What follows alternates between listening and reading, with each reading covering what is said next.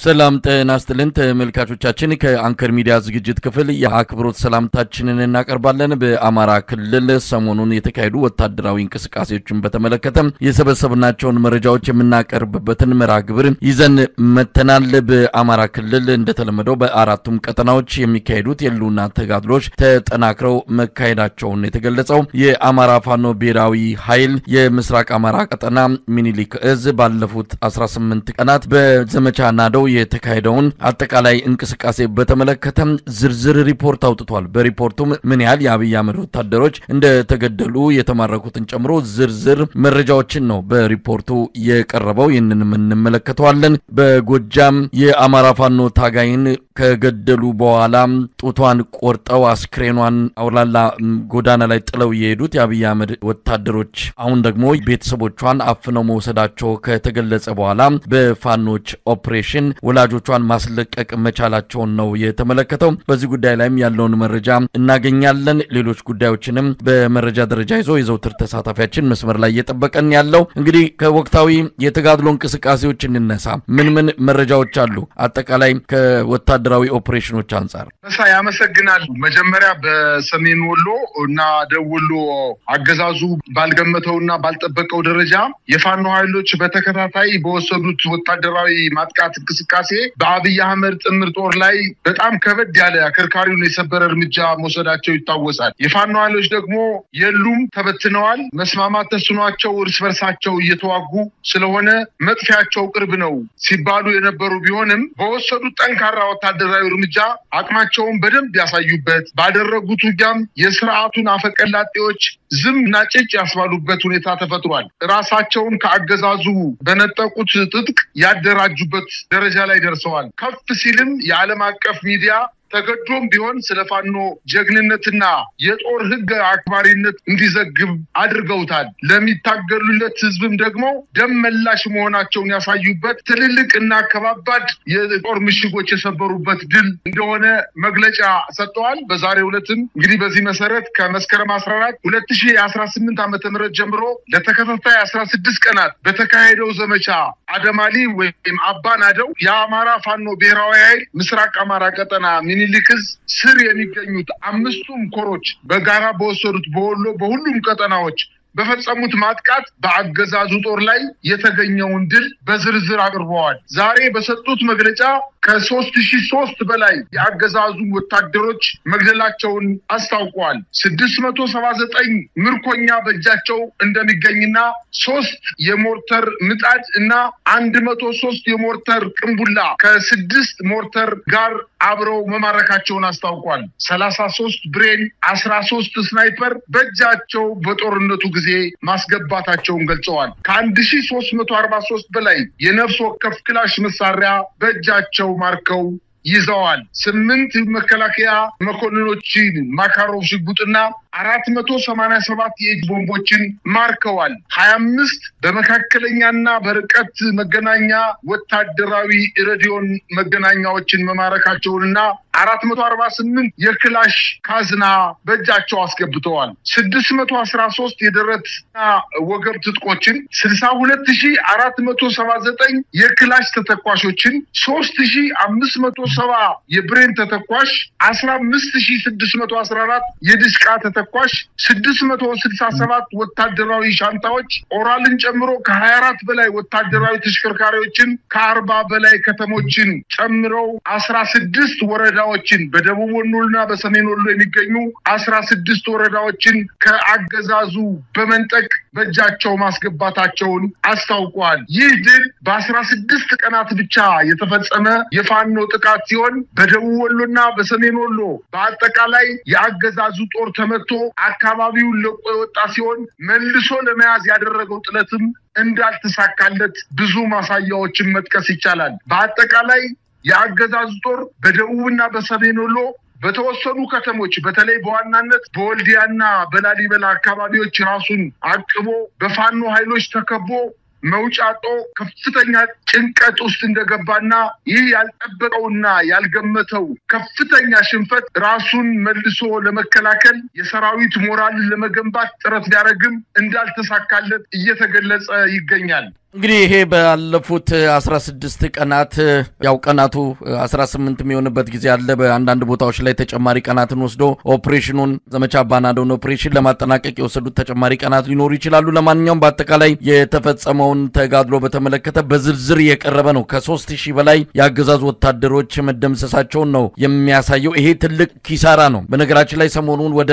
አማራ ክልል በበርካታ አውቶቡሶች የተጫኑ በአብዛኛው ከኦሮሚያ ልዩ ኃይል መለዮ ቀይረው ዩኒፎርም ቀይረው የገቡ የአብይ አህመድ ወታደሮች ላይ በጉዞ ላይ ያሉ በፋኖ ኃይሎች ከፍተኛ ጥቃት እንደተሰነዘረባቸው ነው የሚነገረው የደረሰው ጉዳት በተመለከተ ዝርዝር መረጃ አላገኘንም በቪዲዮ ላይም እንደሚታየው ከፍተኛ ጥቃት ነው የደረሰባቸው እንግዲህ ምን ያህል ወታደሮች በዚህ ላይ ጉዳት ደርሶባቸዋል ይሄንን ወደፊት የፋኖ ኃይሎች መረጃው ካላቸው ሊያካፍሉን ይችላሉ እንግዲህ በሌሎች አካባቢዎችስ ያለው ተቃላይ ወታደራዊ እንቅስቃሴ ምን ይመስላል በተለያዩ አካባቢዎች አሁንም ውጊያዎች እንደቀጠሉ ሲሆን ያማራ ፋኖና ያማራ ህዝብ ብቻ ሳይሆን መሬቱም ጋሬጣ ሆኖባቸዋል እውነት ለመናገር ያማራ ፋኖ ያደረገ ባለው እንቅስቃሴ ራሱን በጣም ያደራጀ የመጡትን ኃይሎች በሙሉ በሚመጡበት መንገድ እየጠበቀ ሲፈልግ በቆረጣ ሲፈልግ በመልሶ ማጥቃት ሲፈልግ ስቦ በመምታት አንዳንድ ቦታዎችም ላይ ደግሞ ሙሉ በሙሉ በማጥቃት የአብይ አህመድ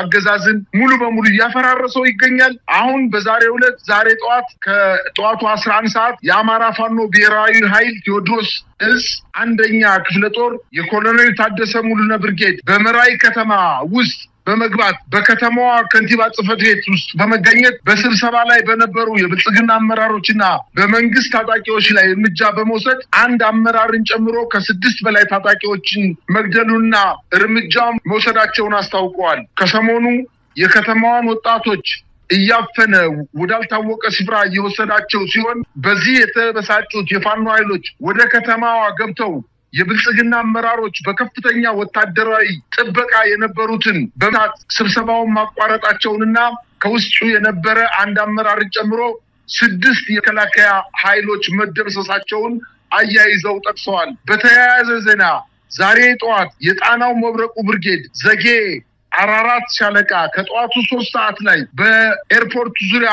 ጥበቃ ላይ በነበሩ የፌደራልን ፖሊስና የመከላከያ ኃይል ላይ እርምጃ በመውሰድ 4ቱን ሙትና ቁስለኛ በማድረግ አንድ የመገናኛ ሬዲዮን በመማረክ ይዘው እንደሄዱ መረጃዎች አመላክቷሉ ይህ በእንዲህ እንዳለ በመተማ ወረዳ መንደር 6 ተብሎ በሚጠቀሰው የፋኖ ኃይሎች ከአገዛዙ ጦር ጋር በሞርተርና በድሽቃ የታገዘ ከባድ ውጊያ ያደረጉ ሲሆን በተለይ ሽመለ ጋራ በተባለው የአገዛዙ ትልቅ ወታደራዊ ካምፕ ላይ አቅራቢያ ላይ የፋኖ ኃይሎች ከበባ በመፈጸም በአሁኑ ሰዓት ከፍተኛ ውጊያ ላይ ውስጥ መግባታቸውንና የአገዛዙን ጦር እየመቱት እንደሚገኙ ታውቋል ይህ በመተማ አካባቢ ለበርካታ ጊዜ እየተመታ ሽመለ ጋራ የተባለው ቁልፍና ወታደራዊ ጠቀሜታ ያለውን ተራራ ለማስለቀቅ ከፍተኛ ትንቅንቅ ያደረጉ እንደሆነና ከዚህ በፊትም ተመቶ እየሸሸ አዳዲስ ወታደሮችን እያመጣ መልሶ እያያዘ የሚገኝ ቢሆንም አሁን ግን የመተማ አካባቢ የሚንቀሳቀሰው አማራ ፋኖ ብሔራዊ ኃይል በሰነዘረው ማጥቃት በሰራዊቱ ላይ ከፍተኛ ጉዳት ያደረሰ እንደሆነ አሁን ማምሻውን የደረሰን መረጃ ያመላክታል በሌላ አቅጣጫ በአዲስ ቅዳም ከተማ 9 አገዛዙ ጦር ከነሙሉ ትጥቃቸው በአቅራቢያው ለሚገኙ የፋኖ ኃይሎች እጃቸውን መስጠታቸውን ታውቋል የሚኒሻ ኃይሉም እንዲሁ እየፈረሰ እንደሚገኝ የተነገረ ሲሆን በተለይ በተለያዩ አውደ ውጊያዎች መከላከያ የራሱን ግዳጅ ቀጠና ሆን ብሎ ለሚኒሻዎችና ለልዩ ኃይሎች በመስጠት ራሱን በምሽግ ቀብሮ የፋኖ ኃይሎችን የአድማ በተና ኃይሎችና የሚኒሻ ኃይሎች በብዛት እንዲያልቁ በማድረጉና የአድማ በተና ኃይሎችና የሚኒሻ ኃይሎችን የመከላከያ ኃይል እየፈጸመባቸው ያለውን አጠቃላይ ሸፍጥ በመገንዘባቸው በርካታ በሻምበልና በመቶዎች በመሆን ወደ ፋኖ ኃይሎች እየተቀላቀሉ እንደሚገኙ ታውቋል በተለይ በእስቴ በርካታ ሚኒሻ ከፋኖ ጋር ባደረገው ውጊያ ከ100 በላይ የሚኒሻ አባላት በከተማዋና በወረዳዋ ከተማና በዙሪያው በሚገኙ አነስተኛ ከተሞች ላይ በተደረገው የሁለት ቀን ለአስጨራሽ ውጊያ ከ120 በላይ የአድማ በተናና የሚኒሻ ኃይሎችን መገደላቸውን ተከትሎ የመከላከያ ኃይሉ አግዙኝ ብሎ በመጠየቁና ሳያግዟቸው በመቅረቱ በመካከላቸው ውጊያ እስከመከፈት ደረጃ የደረሰበት ሁኔታ እንዳለና ይሄን ተከትሎ የሚኒሻ ኃይሉ እየፈረሰ ወደ ፋኖ ኃይሎች ከነትጥቁ እየገባ እንደሆነ ለማወቅ ተችሏል። በዛሬው ዕለት በጋይንት አካባቢ ከ50 በላይ ሚኒሻ የፋኖ ኃይሎችን መቀላቀሉን ለማወቅ ተችሏል።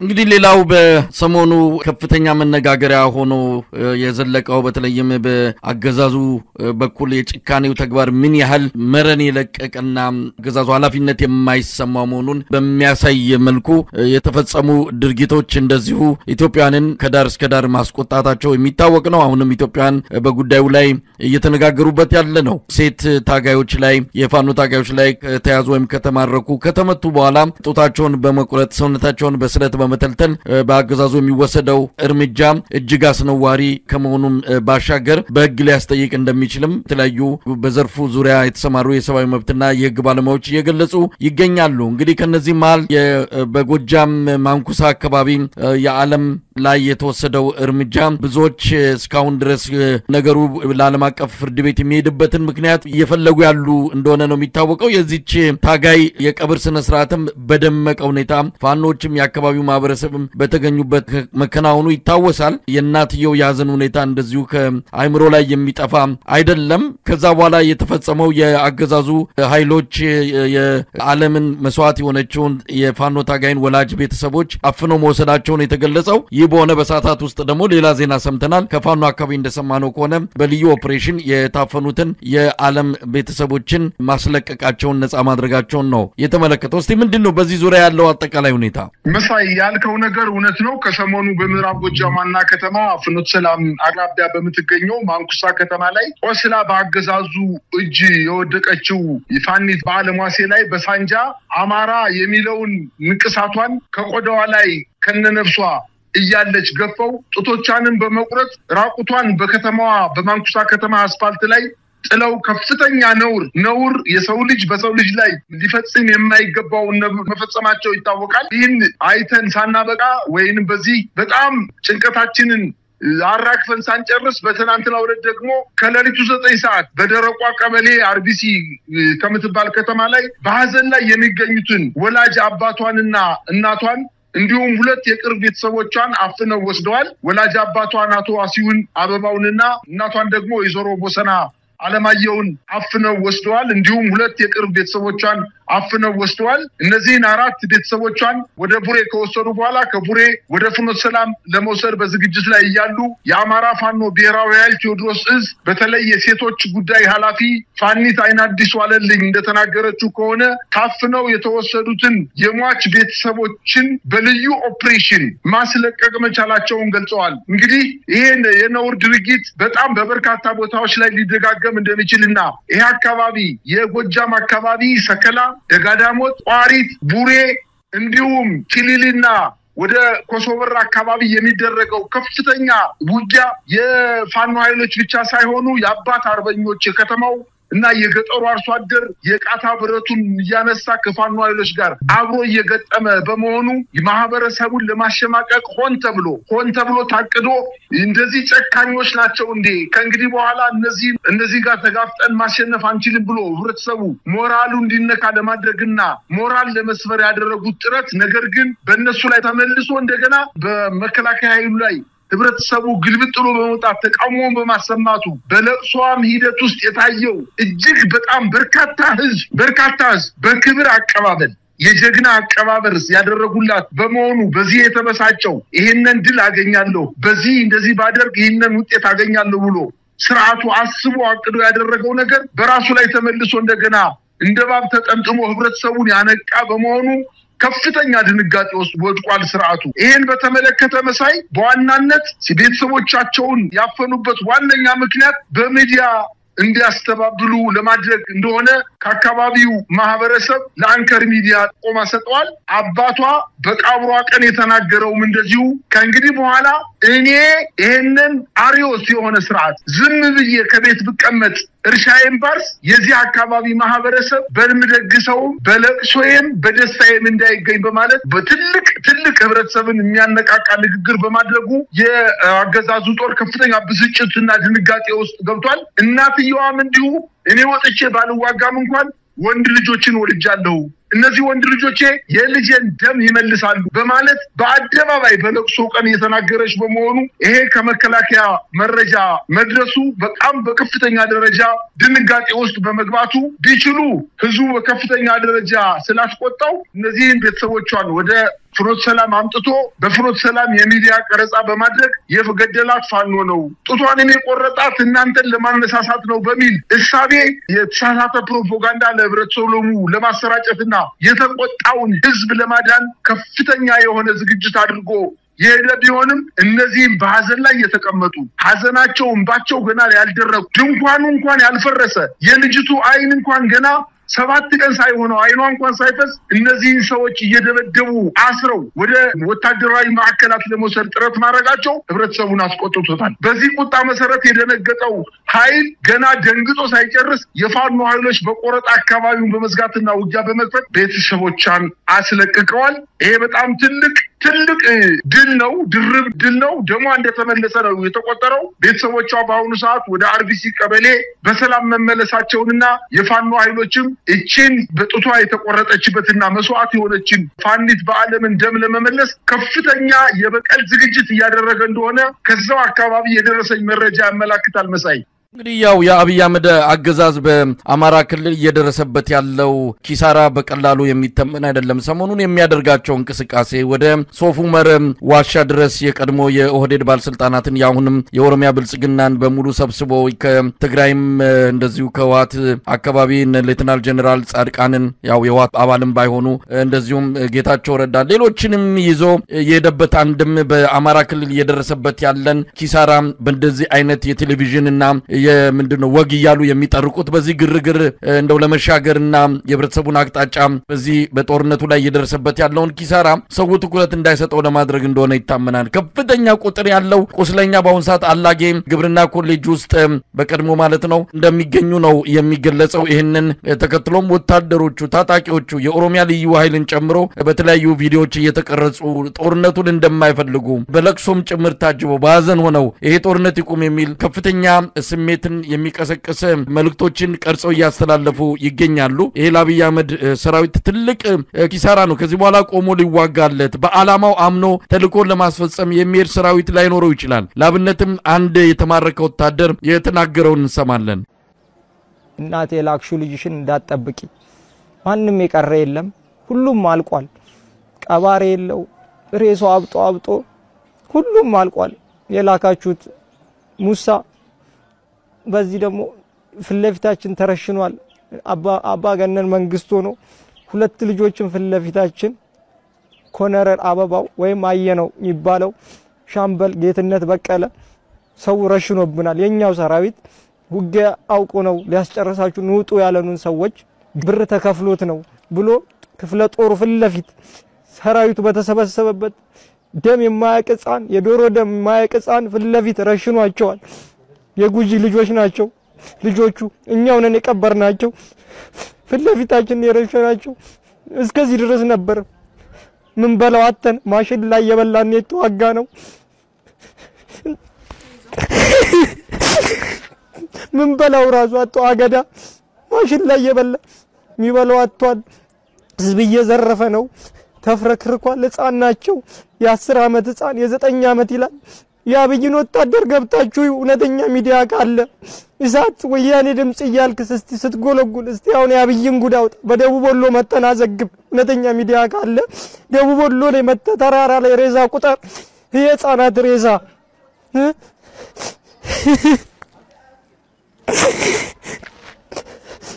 እኔ እግዚአብሔር ይመስገን ምንም አልሆንኩም እስካሁን።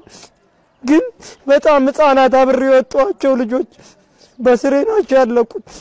እና አብይ እያረገ ያለው ጥሩ አይደለም። አሁንም እንደሰማሁት ባለኝ ነገር ቡልቡላ ላይ አዲስ የመከላከያ 16000 እንዲችል አርጎ እየተሰራ ነው ተብሏል።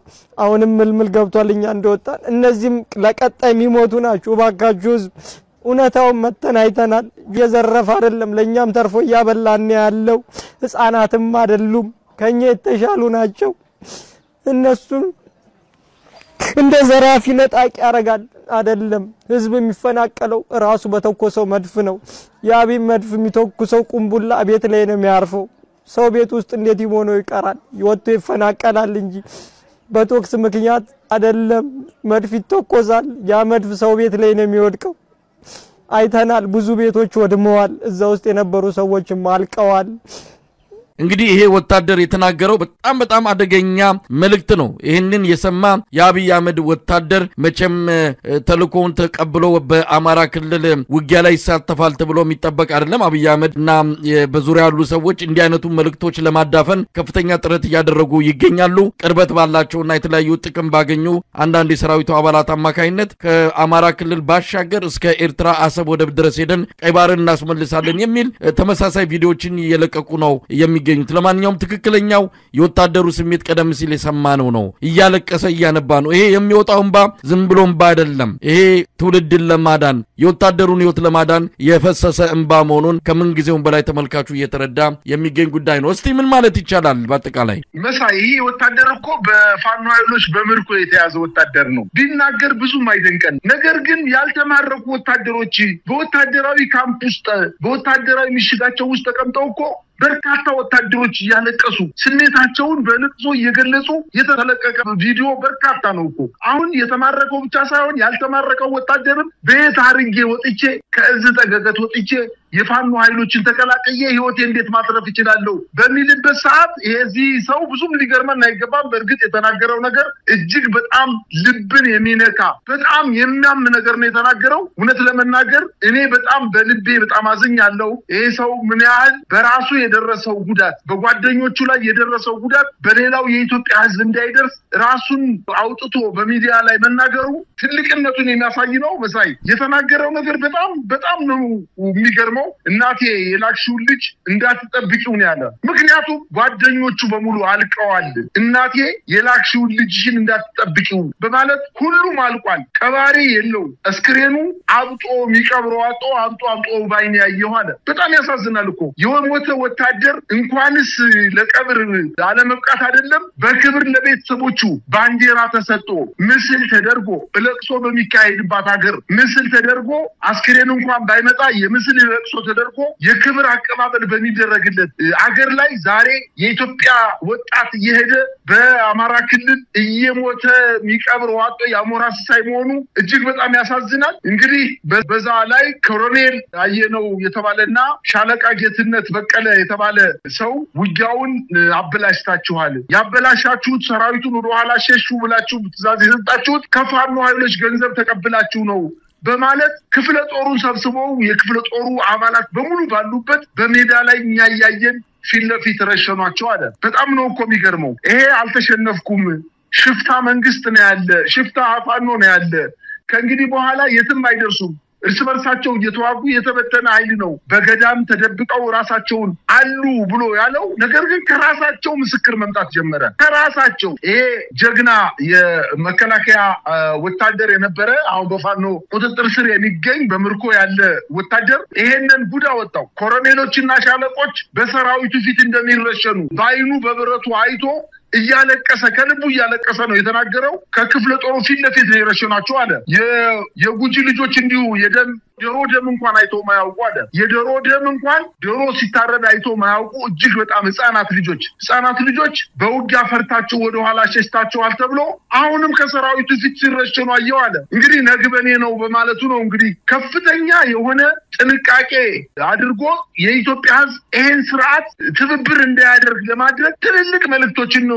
ያስተላልፈው ምናልባትም ወታደሩ እየተዋጋ ያለው ምንም ሎጂስቲክስ በማይቀርብበት ሁኔታ አጠቃላይ የመከላከያ ሰራዊት ቁመና የሌለው በውጊያ በመንገባበት ጊዜ መከላከያ ትጥቅና ስንቅ ምግብ አጠቃላይ ሎጂስቲክስ ስለማያቀርብልን የማሽላ ገዳይ የበላን ነው እየተዋጋን ያለ ነው አለ በጣም ነው እኮ የሚገርመው እየራበን ነው እየተዋጋን ያለ ነው ደቡብ ወሎና ሰሜን ወሎ ላይ የወደቀው ያሞራ ሲሳይ የሆነው ያበጠው ሰራዊት በሙሉ እስኪ የተለያዩ ሚዲያዎች ኑና የህፃናት አስክሬንን የወደቀበትን የወሎ ምድር ተመልከቱ እጅግ በጣም ነው የሚያሳዝን ወሎ በአጠቃላይ የመከላከያ ሬሳ ክምር የታየበት ነው እያለ ነው የተናገረው አሁንም የአገዛዙ ጦር ከዚህ ሽንፈቱ ሳይማር ቡልቡላ ላይ 16000 ህፃናት ወታደሮችን አዘጋጅቶ ወደ አማራ ክልል ለማስገባት እንቅስቃሴ እያደረገ እንደሆነ ተደርሶበታል ብሎ እነዚህ 16 ሺዎችም አማራ ክልል መጣው በከፍተኛ ደረጃ በፋኖ እንደሚመቱ አያይዞ ገልጿል።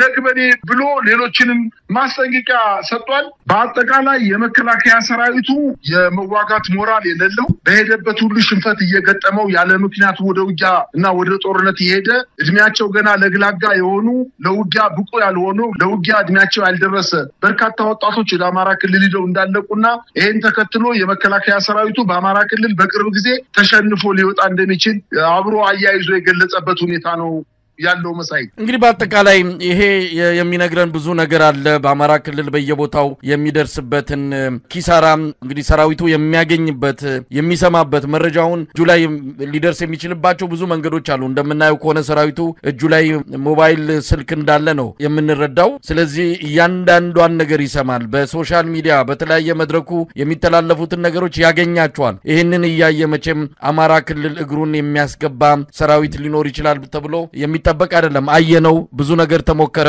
ግን የሚሆን አይደለም። አብይ አህመድ አሁንም ሽፍታ እያለ ይገልጻል። ሰሞኑን በዚህ በሶፍ ዑመር ዋሻ ወግ ላይ ኢትዮጵያ ውስጥ ሽፍታ ነው ያለው የሚል ነገር እያነሳ ነው። 16 ወረዳዎችን ከ80 በመቶ በላይ የአማራ ክልልን የተቆጣጠረውን ፋኖ ሽፍታ በሚል ለመግለጽ የሞከረበት ርቀት አሁንም ከእውነታው ጋር መሬት ላይ ካለው አጠቃላይ የሆነ ካለው ሀቅ ጋር እንደው መስማማት ያልቻለና አሁንም ሀገሪቱን ወደ ለየለት የእርስ በርስ ጦርነት ለመክተት ዝግጁ መሆኑን ያሳየበት ነው ማለት ይቻላል። እስቲ በማጠቃለያ ምን ማለት መሳይ በአማራ ክልል መንግስት ነው ሽፍታ፣ የፋኖ ኃይሎች መንግስት ናቸው። ምክንያቱም እያደረጉ ያሉት ሁሉንም ነገር ሁሉም እንቅስቃሴያቸው ምርኮኞች አያያዝን ህብረተሰቡን እንዴት እንደሚያወያዩ ጥንቃቄ የሚያደርጉ የመንግስት ተቋማት ላይ፣ ትምህርት ቤቶች ላይ፣ ጤና ጣቢያዎች ላይ፣ ባንኮች ላይ፣ የቴሌ ተቋማት ላይ በአጠቃላይ የመንግስት ተቋማትን እየጠበቁ ያሉ ፋኖዎች ናቸው። የፋኖ ኃይሎች በአማራ ክልል መንግስት ናቸው። ምን ሲሆን መንግስት እንደሚባሉ ሊገባኝ አልቻለም። የአገዛዙ ጦር በተለይ የአማራ ክልል ምስለኔ አስተዳደር በዋና ዋና ከተሞች ምናልባትም በዞን ከተሞችም እንኳን በነጻነት የማይንቀሳቀስበት ደረጃ ላይ ተደርሷል። ለምሳሌ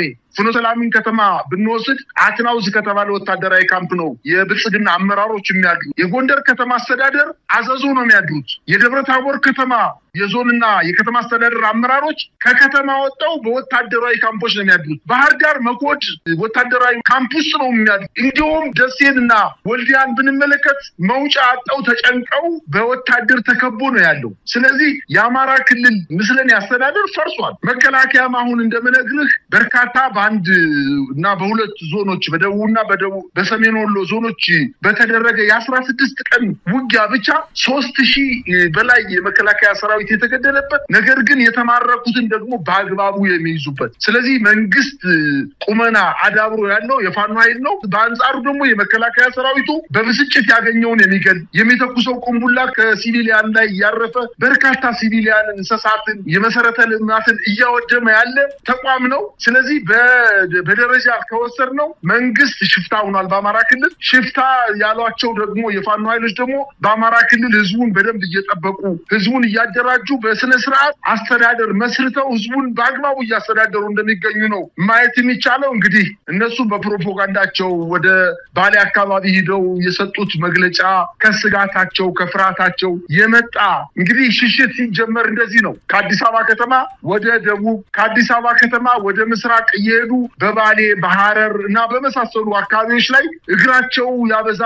መኪናቸው ወደዛ አካባቢ ይሽከረከራል። ነገር ግን ከእንግዲህ በኋላ ወደ አማራ ክልል እንዲህ ተዝናንቶ በላሊበላ ተዝናንቶ በጎንደር በፋሲል ግንብ ተዝናንቶ በሌሎችም አማራ ክልል እና የሰሜኑ አካባቢ ላይ ባሉት የድሮ ቅርሶች ላይ እንዲህ ተዝናንቶ መግለጫ የሚሰጥበት ዘመን ያለቀ ይመስለኛል። በአጠቃላይ ግን የሰጡት ነገር ለራሳቸው አባላት መጽናኛ ካልሆነ በስተቀር በአማራ ክልል አሁን እነሱ እንደሚሉት የሽፍታነት ባህሪ ያለው የመንግስት ተቋም እንደሆነ ነው ብዙዎች የሚያምኑት። መሳይ በጣም ነው ማመሰግነው። እንግዲህ በእለቱ ሰሞኑን በሚካሄዱ ወታደራዊ እንቅስቃሴዎች ላይ በማተኮር መረጃዎችን ያካፈልከን ሌሎች ጉዳዮችም ተነስተው እንግዲህ ያለውን ወቅታዊ ሁኔታ ለመግለጽ ተሞክሯል። በጣም አመሰግናለሁ። እግዚአብሔር ይስጥልኝ። እኔም አመሰግናለሁ መሳይ።